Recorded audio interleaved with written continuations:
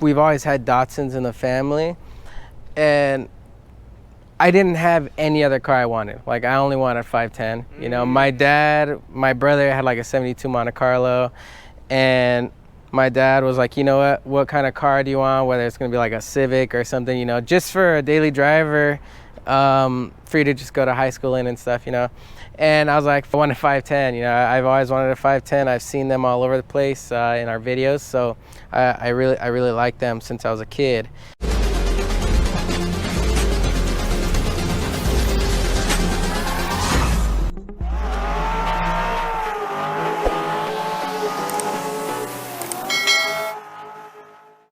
All right, everyone, welcome back to Automotive Anatomy. Today we have Justin. Justin, thank you so much for making the time for us, man.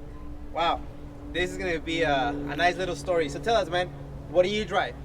Okay, I drive a 1972 Datsun 510. The reason that I chose this car was that my family has a history of owning 510s. My dad has owned various 510s, and then he actually owns a Datsun Bluebird. So that's kind of my background in it. I've understood it. I grew up in them, and that's why I chose this car. I love them. I love the racing history, and I really love the look of them. You know, you can't really find anything else in the market that is similar to this. Also, the performance that you can get out of the car with very little modifications to it is one of the big things. So that's it. I love the car, and it's a part of my family. You know, it's the second woman. You know, my girlfriend always says. All right, so you say it's been part of the family. So at what point did you decide? Was this your first car? Yes, actually. Was that something that you wanted right off the bat, or kind of by accident? Your dad helped you, and you ended up with the 510, or how did that go about? For his first car, is a pretty bitching car. Yeah. So this car, I've had it for 10 years now. My dad, like I said, we've always had Datsuns in the family, and I didn't have any other car I wanted. Like, I only wanted 510. Now, did you want the coupe, or did you want the sedan or the wagon, or how? So I definitely wanted a coupe. I wanted, you know, the Bluebird is considered the coupe, you know, but I definitely wanted the two-door. The two-door was something that it's got more of a racing history, and I just like the lines of it. You know, I at the time, you know, 10 years ago, there were not as many coupes in the United States as there is now. Like, a lot of people are importing them. A lot of people are importing coupes from Japan and from, you know, South Africa and different states like that where they have the coupes. But it was something more in our range, and at the time the 510s weren't as expensive. You know, right now they're worth a lot more than they were back then. So it was a good starter car for me. It was either gonna be like a little Tacoma or another little car like this, you know. So I loved the 510, and I wanted to be my first car, so that's how I did that. That's how that came about, really. Now, 10 years forward, so much more knowledge in a different life stage and phase. What is your current vision for it? So that's a tough question, mostly because I'm in the middle of a battle of wanting to either build it as like a street car where I just take it out every now and then, you know, kind of following down the steps of my dad's. Like, his Bluebird's like a garage queen, you know, just mostly show car. But I want to track the hell out of this car.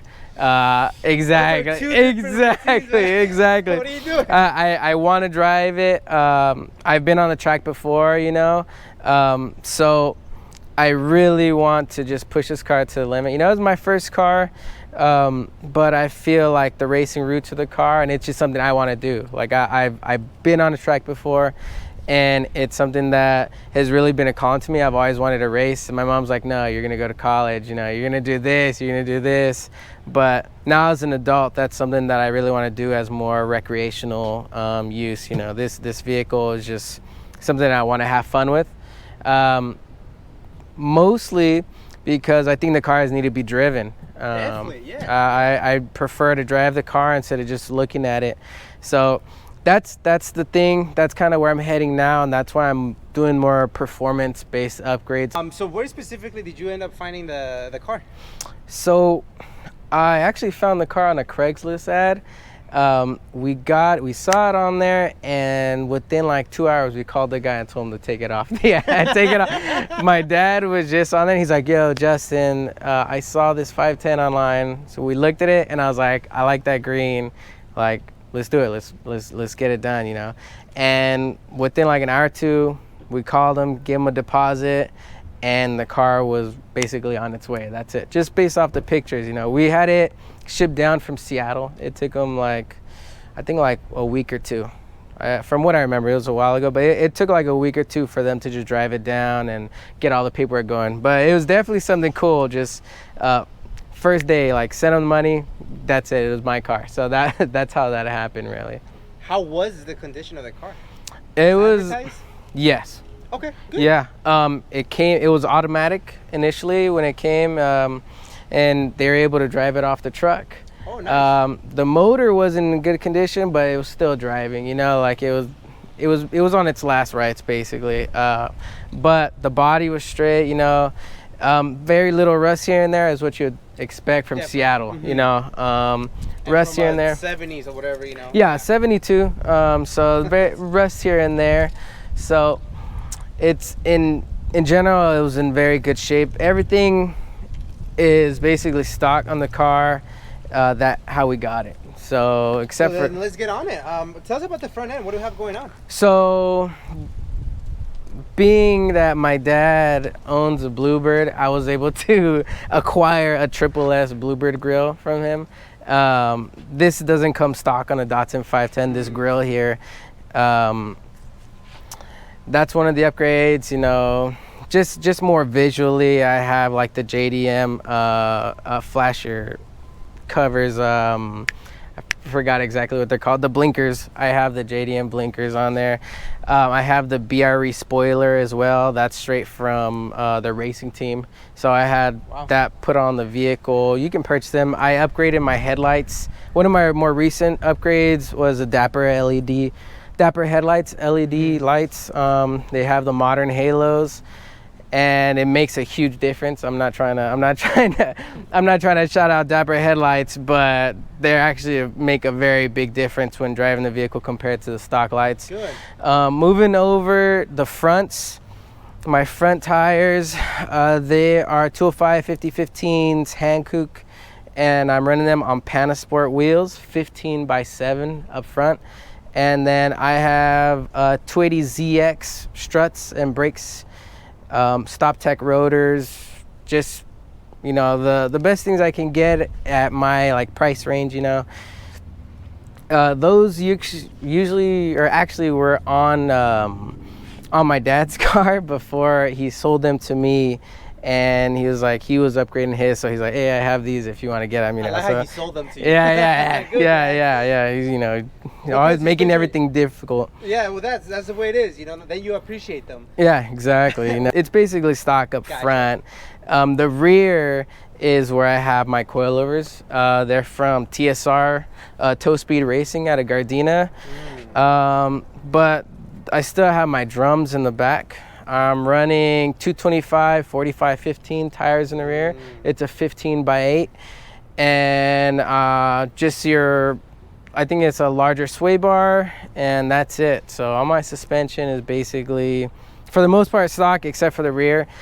So for those of us who don't know, what is the difference between, I guess, the USDM and the European taillights? So the Euro taillights, they have this orange mark here. So that's different from the American, you know, the American kind, because they're all red across. So in the United States, they had a full red taillight there, and the European taillight has the orange marking there. A straight pipe all the way through, with a pretty big, like a 20-inch resonator on it, and then a HKS high power muffler. Not too much. I used to have a big, like an NRG adapter that was like 2.5 inches, until the stock Momo one sat above it. Not stock, but the old Momo string one I had sat above it. So it doesn't really bother me too much, because I'm like slightly used to it, you know. And what I like about it is that it's so in line with the steering wheel. You know, like that's one of the things is like being able to shift and go right back to your steering wheel. This is pretty good.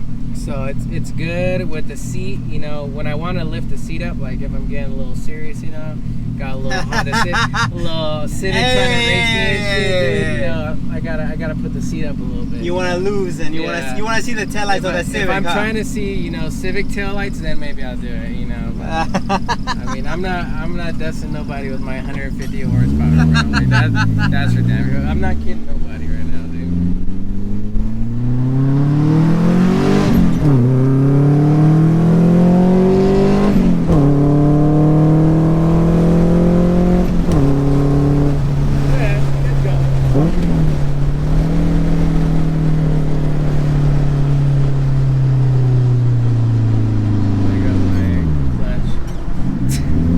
That's beautiful. Yeah, it moves, you know. That's beautiful. All right, Justin. So tell us, man, what are we staring at in the interior? So this is a stock Datsun 510 interior for the most part. Okay. I have a Momo steering wheel upgrade with the steering hub adapter, the hub adapter. The whole dash is all stock. It's what came with the vehicle initially. All of the door panels, the rear seats, it's all stock that came with the vehicle. That's cool. The front seats are out of a Acura RSX Type S. They were a good upgrade for me because it was in my price range and I really liked the way they looked and they felt really nice when sitting in them. So the center console, those three gauges, yeah, thank you. The three gauges there. We made a gauge holder for those, so that's all, you know, billet aluminum, like the gauges holder.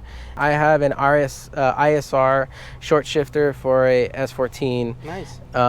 So that made it very nice when I shift. It's very notchy, you know, you got to get used to it, definitely. But the seat belts, everything is completely stock in the car. Rear seats came with the car? The rear seats did come with the vehicle. All the door panels, everything is original. And then the carpet, we had it done like when I first got the car as well. And it's been like that, basically, just original like that. Wow. What are the future plans for the interior? The next thing I'm going to do is I plan to get a roll bar in the car. I'm probably going to go with like a auto power roll bar. Probably not the biggest, you know, entire roll cage, but just the one that crosses the two seats. So that one is my next upgrade. Probably a brand new pad for the dash up top, because I do have the cracks. That's one of the main things that I want to change on the car, is get that fixed up. Let's see what we have under this. All right, Justin, so tell us, what do we have going on in the engine compartment? Okay, so this is a K24D. It's out of a S14 240SX. Me and my dad did the swap ourselves, and we had the electrical done by somebody who he does a lot of swaps for 510s. His name's John. He does SR mostly, but back at the time he was doing a lot of K stuff. The internals are bone stock. The cross member was done by TSR. Just cut it, flipped it, and welded it up. The headers, I think at the time they're like just eBay headers. I actually have some new ones that I'm gonna be installing pretty soon. The rear cross member was also done by TSR. And then this is a TSR racing radiator, a TSR Ron Davis racing radiator. Basically it's all stock. This is just like a regular like eBay intake that I had modified by, again, Mario TSR. He just welded it up a little bit so it fit a little better and it didn't rub on the hood or anything. And I have a CNC machine shop kind of I'm a production manager at a CNC machine shop, so I'm able to have some parts done. So Oh, that's cool. I have a modified the water pump pulley has been modified so that you can eliminate a additional piece that goes on the side of the case, so that's held up. So I had that made, and that's cool. pretty much it. For the engine compartment, you know, it's a little bit dirty, but it gets the job done. You know, the performance is there. It's extremely reliable, and that's kind of why I went with this with the K24. I was like 16 at the time, and it wasn't expensive, and the car was running, and we just put it all together, and it's been really good to me. I've had no problems. The power is there. The car weighs like 2,100 pounds, so I have no problems with getting anywhere when I need to. So what are the future plans for the engine compartment? Future plans for the engine compartment would probably be to, once I get the car repainted, get it all cleaned up. For the body in here, I was gonna do like seam welding. Yeah, just get it all done up. Once the motor goes, I'm kind of conflicted between trying to just build a K or just going an easier route with an SR20. Alrighty, Justin, thank you so much for making the time for us, showing us this beautiful 510. I absolutely love the history of it, the touches that you've done to it, and I can't wait for the future of it. To me, it really looks great, but obviously you're always pushing forward. So tell us, man, any future plans you may have forgotten about, and any shout outs? Future plans would be to just completely redo the front end and just suspension wise, and then go coilovers, everything. Possibly motor swap, SR20, or, you know, a built K. Shout outs would be for my dad. You know, Jesse Hernandez, he really got me started in here, and he helped me every day, you know, building my car when I was young. Other people would be Mario Lozano at TSR. You know, he put a lot of time into teaching me about 510s. And then another one would be John Esteban. He helped me with the initial swap like 10 years ago. He's kind of like the person I go to for like if I have any type of electrical problems or anything like that. He helps me diagnose any problems I might have. But for the most part, those are the people that had a really big impact on my life, because Mario Lozano is like an uncle to me. And then John Esteban into really helping me maintain this vehicle and to make it what it's been. Cool, Justin. Well, thank you so much, man. I really appreciate it. Cannot wait to see you at meets and shows. And most importantly, cannot wait to see you on the road the way it belongs, like you mentioned. Cars are meant to be driven. So thank you once again. I really appreciate your time, man. That clutch, like night and day difference in just how the car felt. Like from a stock 240SX clutch to that one, it's just night and day. Like the pull is immediate, you know, the power is there. And that was it. And then the coilovers in the rear were huge too. I made all the changes like back to back, and I was like, damn, dude, this car is nuts. Like it's just randomly, like really fun to drive. Yeah, I like to just drive around.